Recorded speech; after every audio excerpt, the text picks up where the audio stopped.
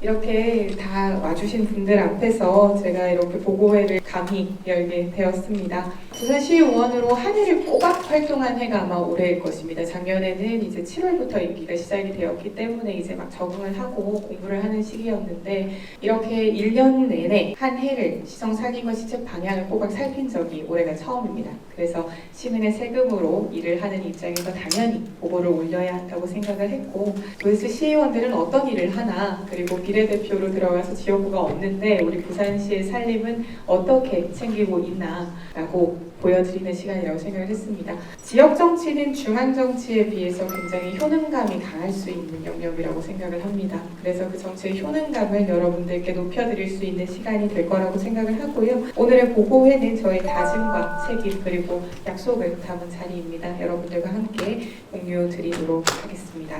앞서서 영상을 보셨기 때문에 대체적인 내용은 많이 아시겠지만 저는 우리 시민분들 앞에서 오늘 제가 어떠한 비전을 가지고 어떠한 철학으로 시의원으로서 활동할지를 좀 더 말씀드릴 수 있는 기회가 될 것 같습니다. 제가 비례대표 시의원으로서 다짐했던 최우선 과제는 제가 사랑하는 도시 이 부산의 경제력과 경쟁력을 최대한 끌어올려서 시대에 맞게 제대로 견제하고 대안을 제시하는 역할을 하겠다였습니다. 그리고 지역 정치인으로서 여러분들께서 기대할 수 있고 든든하게 생각할 수 있고 더 미래를 제시할 수 있는 그러한 정치인으로서 상식적이고 합리적인 의정활동을 보여드리겠다. 기득권 유지만을 위한 정쟁이나 일이 아닌 말만 하는 정치나 시대의 흐름에 대한 이해가 부족해서 따라잡지 못하는 정책이나 섬세한 감수성이 부재한 정치를 좀 개선하고 바꾸는 역할을 할 수 있다라는 걸 좀 보여드리고 싶었습니다. 그렇게 저는 그동안 시정을 견제하는 9회 5분 발언과 3회 시정 질문 그리고 반대 토론까지 진행하면서 견제와 균형에 해당하는 의정활동을 적극적으로 펼쳐왔습니다. 지금의 부산시는 그럼 제가 봤을 때 무엇이 가장 문제인가라는 지적을 먼저 말씀드릴 수밖에 없을 것 같습니다. 부산시가 정말 큰 비전을 던지고 우리 글로벌 도시로서의 나아가려는 방향은 정말 공감합니다. 그런 방향은 못하고 생각을 합니다만 그렇기 때문에 더욱더 분명하고 전문적인 견제가 필요한 상황입니다. 부산시는 다시 태어나도 살고 싶은 도시, 글로벌 허브 도시 부산이라는 비전을 내세우면서 시책을 펼치고 있습니다. 그 달성을 위한 전략으로 미래 산업을 좀 지향하면서 다양한 정책을 펼치고 있습니다. 하지만 그 비전도 정책도 추상적입니다. 혁신은 구체적이고 명확해야 합니다. 하지만 지금의 부산 시책은 구체적인 방법도 계획도 없다는 것이 가장 견제하는 부분 중에 하나입니다. 우리는 그것을 KPI라고 부르죠. 핵심 성과 지표라고 부릅니다. 명확한 핵심 성과 지표가 없이 비전만을 제시하는 부산시는 최근 세계 100대 도시에 진입했다는 소식이나 국제 스마트 도시 지수 그리고 투자유치 협약 금액 등을 지표로 발표하고 있습니다. 하지만 지표와 우리 부산시의 현실은 굉장히 큰 괴리를 가지고 있습니다. 안타깝게도 우리 부산은 경제 성장률이 1.9%입니다. 전국 최하위 수준입니다. 그리고 1인당 지역 내 총 생산량은 약 2,940만 원 선으로 전국 최하위 17위입니다. 부산시는 이 경제 성장률을 어떻게 높일 것인지 그리고 지역 내 총 생산은 언제까지 얼마나 높일 것인지에 대한 KPI 발표보다 어반루프, 양자 컴퓨터, 해상 신도시, 수소, 철도 등 미래지향적이지만 준비되지도 책임질 수도 없는 정책만을 앞세우고 있습니다. 투자 유치를 받는다면 그 투자 유치에 대한 금액으로 어떻게 우리 청년과 노년의 일자리를 만들 것이며 청년이나 인구 이탈률을 얼마나 낮출 것이며 그렇게 지역 내 총생산률을 얼마나 높여서 전국 몇 위 수준으로 만들겠다. 이런 파급 효과에 대한 목표가 명확하게 없으니 세부 정책 사업도 제대로 만들어질 리가 만무하다라는 저의 관점입니다. 그래서 이러한 방향은 무분별한 MOU나 전시성 행정으로 이어져서 시장 경제 활성화도 시민의 직접적인 삶을 개선할 수도 부산의 미래를 혁신시키기도 어렵다라는 상황으로 저는 판단을 했습니다. 우리가 복지 정책을 이야기할 때는 결국 성장이 함께 동반되어야 합니다. 경제 성장이 없는 복지는 지속될 수도 없고 계속해서 확대될 수도 없습니다. 그래서 저는 올해 부산시 의원으로서 미래를 위한 중장기적인 투자가 아닌 단기적으로 시민을 현혹하는 겉포장만 좀 화려한 그런 혁신 분야의 시책을 좀 집중적으로 견제했습니다. 있습니다. 그동안 정치권에서는 사실은 이런 4차 산업이나 미래 기술에 대한 부분이 생소했고 그리고 아주 익숙하지가 않아서 사실상 견제하기 어려웠던 점이 있었습니다. 그렇기 때문에 무분별하게 진행되는 사업들에 대해서 제대로 알고 핵심만을 짚어서 합리적으로 견제해야겠다라고 생각을 해왔습니다. 결국은 이것이 불필요한 행정력 낭비이고 예산의 낭비입니다.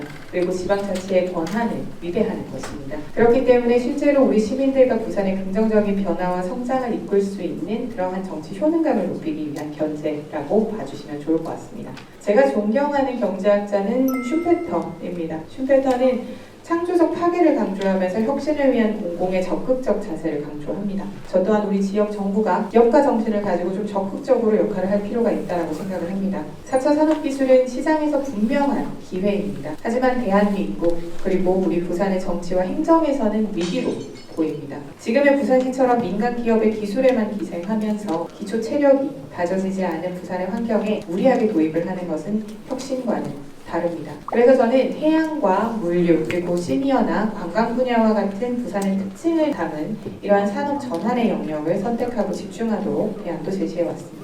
그러면 견제만 힘드냐? 그렇지는 않습니다. 우리가 균형을 위해서 좀 더 합리적인 대안을 제시하고 그리고 우리 부산 시민의 삶을 좀 더 낫게 개선할 수 있도록 조례를 제정해 왔습니다. 다행히 저는 비례대표라서 전 부산 지역의 시민분들의 삶을 좀 살필 수가 있는 장점을 가지고 있습니다. 그에 맞춰서 조례를 7건 정도 제정하고 개정해 왔습니다. 대표적인 조례를 조금 소개를 드리자면 그동안 단절되거나 좀 분절된 접근이 위주였던 행정에서 그리고 복지행정에서의 스펙트럼을 좀 넓혀왔습니다. 한 개인의 삶을 좀 종합적으로 보고자 노력했다라는 점이 조금 차별화된 것이 아닐까라고 조심스럽게 말씀드립니다. 예를 들면은 암치료 이후의 삶에 저는 집중을 했습니다. 그리고 범죄 피해 이후의 삶을 조명했습니다. 그리고 우리 전세사기 피해자분들의 삶을 조명하고자 노력했습니다. 암에 대한 부분부터 좀 말씀을 드리면요. 우리 암의 5년 상대 생존율은 이제 71% 수준입니다. 10명 중에 7명은 생존한다라는 말입니다. 여명 기간이 길어지고 있는 만큼 젊은 암 환자들이 늘어나고 있습니다. 그렇다면 이 젊은 암 환자들은 항암 치료나 방사선 치료 그리고 수술을 하는 이 1년여간의 시간 동안 자신의 경력도 그리고 학업도 그리고 자신이 모아왔던 자산에 대한 것도 잃게 됩니다. 하지만 우리나라와 그리고 부산시의 복지에 대한 관점은 그동안 예방과 치료 중심이었습니다. 치료 이후에 이들을 어떻게 지역사회가 돌보고 건강한 한 명의 사회 구성원으로 다시 복귀시킬 것인가에 대한 고민은 부족했습니다. 그래서 그러한 점을 좀 담아서 복지와 질병의 차원에서 부산광역시 암관리 지원 조례를 만들면서 치료를 받은 이후에도 우리 지역사회가 보건소를 연계해서 운동도 재활도 받을 수 있고 식단에 대한 조정도 받을 수 있도록 빈부격차가 없는 치료 이후의 삶을 좀 연결하고자 노력을 해왔고요. 최근에 수상을 했던 조례는 모두 이 조례에서 받았습니다. 부산광역시 가입력 보존 지원 조례입니다. 이것은 만 44세 미만의 저는 여성으로도 기판이 되어 있지만 향후에는 남성으로도 좀 확대를 할 예정인데요. 암 환자들이나 그리고 심부정증 환자분들은 항암 치료나 심장 투석 치료를 받게 되면 가입력을 잃게 될 확률이 높습니다. 그렇게 되면 자신이 결혼을 하고 나서도 출산에 대한 권리를 잃게 됩니다. 저출생의 상황에서 이러한 부분에서 의지가 있다라고 하면 우리 지자체가 나서줘야 된다라고 생각을 했습니다. 그래서 가입력 보존 지원 조례를 만들었고요. 동래구에서는 남성까지도 지원을 할 수 있게끔 그렇게 마련이 되어가고 있습니다.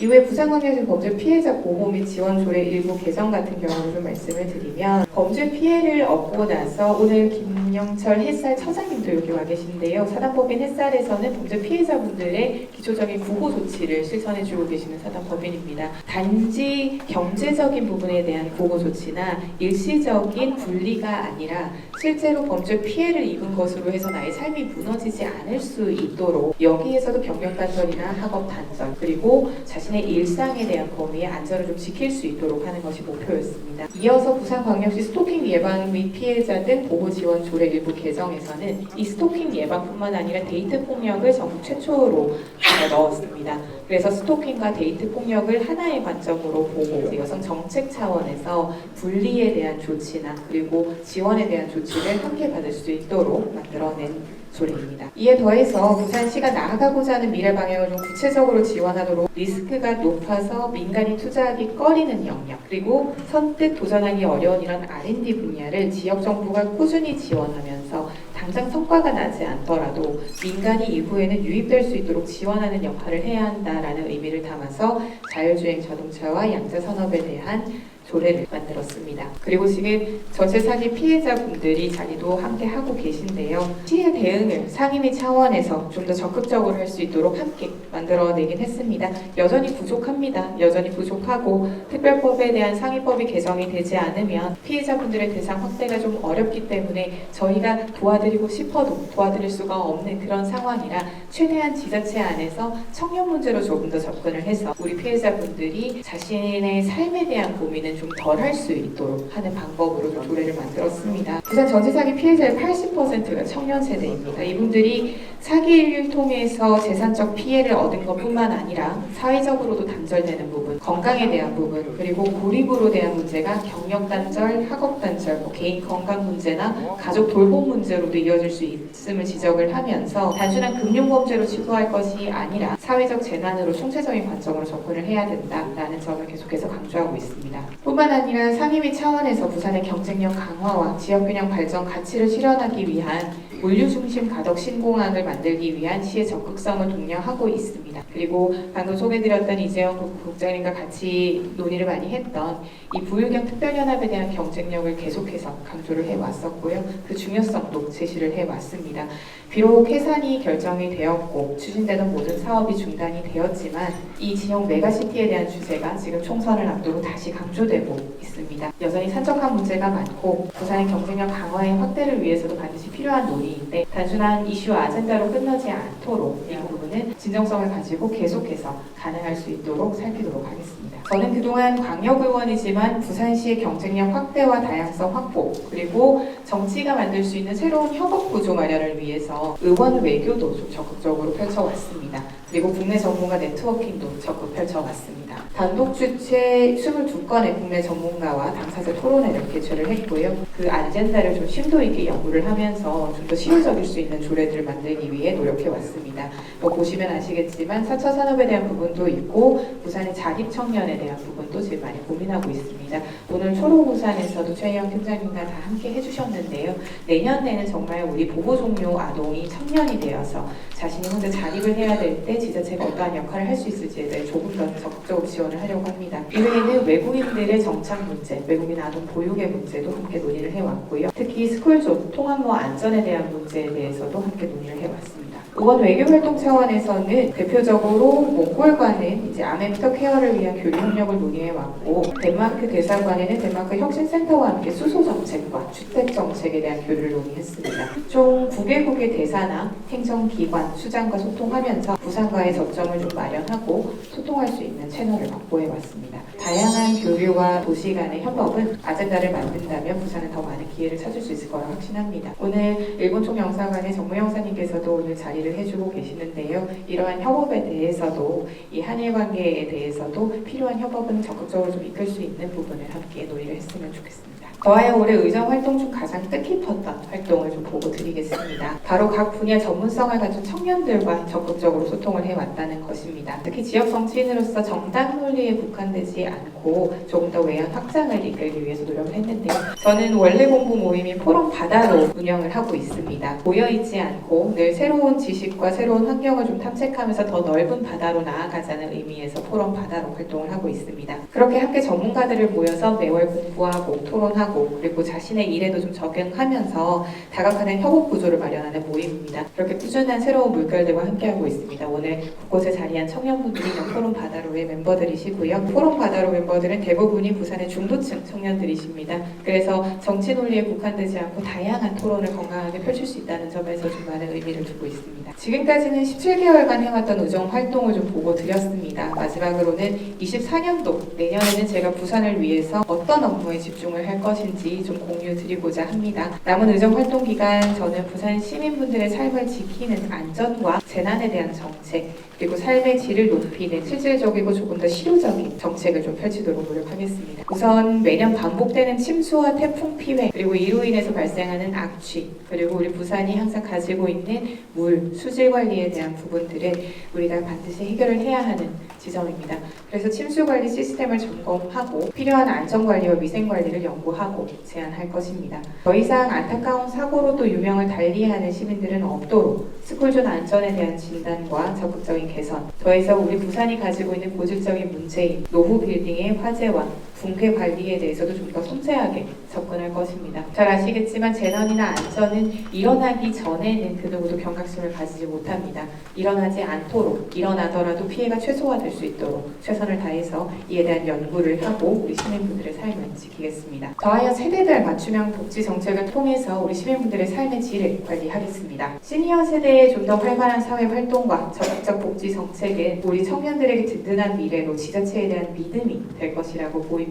그렇기 때문에 우리 시니어 세대가 성별, 연령별, 자선별 가지고 있는 문제를 좀 구분 지어서 반복되기만 하는 프로그램이 아니라 좀 더 실효적인 컨텐츠로 은퇴 이후의 삶을 안심할 수 있게 만드는 정책에 집중할 것입니다. 제가 최근에 박홍경 대표님께서 하는 그런 문화 프로그램에도 직접 가보고 했더니 5, 60대에서는 참여율이 있었습니다. 그래서 굉장히 신선했는데 제가 거기에서 또다시 느꼈던 것은 여성분들이 대부분이셨습니다. 남성분들은 그렇게 만들어 놓은 네트워크장에 참석하기가 조금 어렵구나라는 것을 여러 프로그램을 통해서 조금 느끼고 있습니다. 그래서 운동에 조금 집중을 하고 있고요. 헬스장을 가듯이 남성분들이 1인 가구가 되셔도 어떠한 상황이 되셔도 자유롭게 네트워킹을 좀 할 수 있는 그 시니어 세대의 재활 운동 프로그램을 저희 안하나 교수님과도 함께 논의를 하고 있습니다.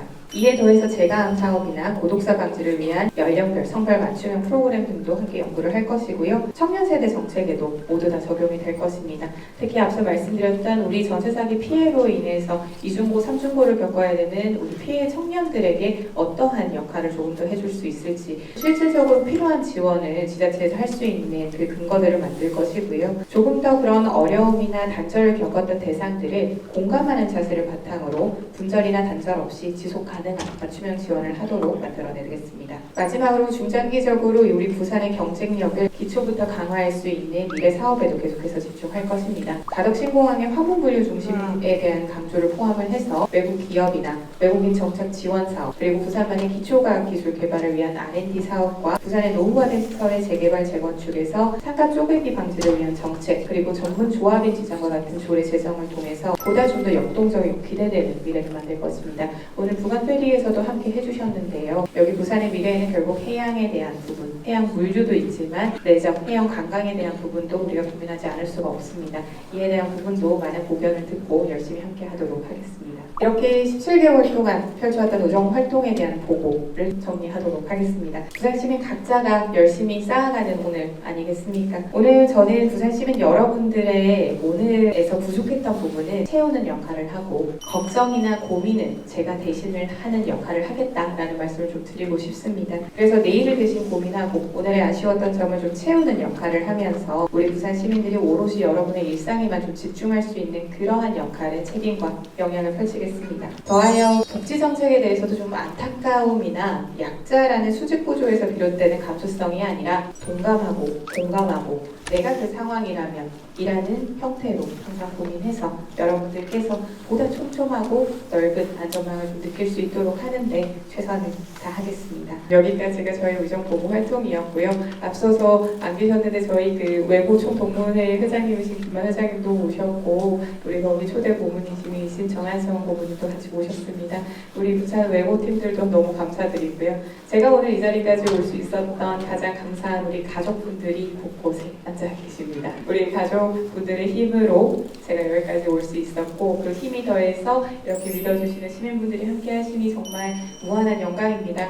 오늘 오셔서 보여주신 이 응원의 마음을 가득 담아서 내년에는 더 실효적인 활동으로 여러분들께 인사드리겠습니다. 이상입니다. 감사합니다.